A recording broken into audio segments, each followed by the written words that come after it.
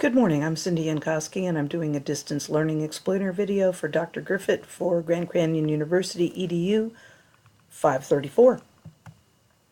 What exactly is distance learning? Distance learning is a method of study in which lectures are broadcast or classes are conducted by correspondence or over the internet without the student needing to physically attend school or college, as opposed to online learning, which is kind of an outshoot of it.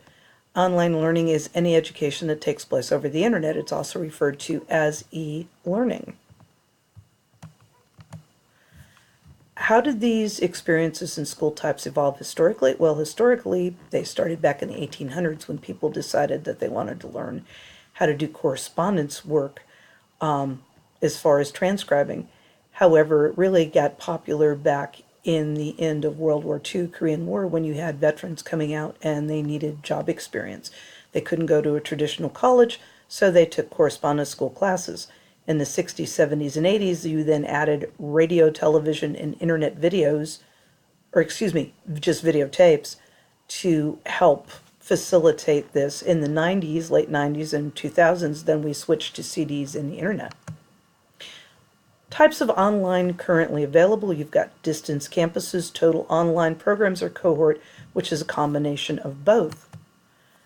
Best practices from Dr. Britt included keeping it real-world relevant, come up with some sort of a problem that the students need to solve, okay? Multiple sources and perspectives, have them find those on their own. Collaboration and reflection, especially for adults, are incredibly important.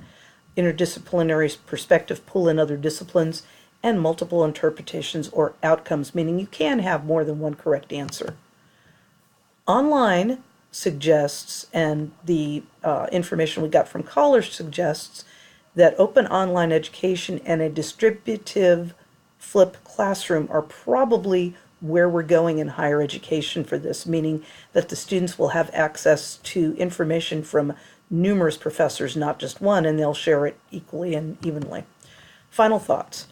If it wasn't for this type of educational format, I wouldn't have 4 of the degrees that you see there right now. Okay, hopefully I'll finish Grand Canyon this year. So thank you for listening.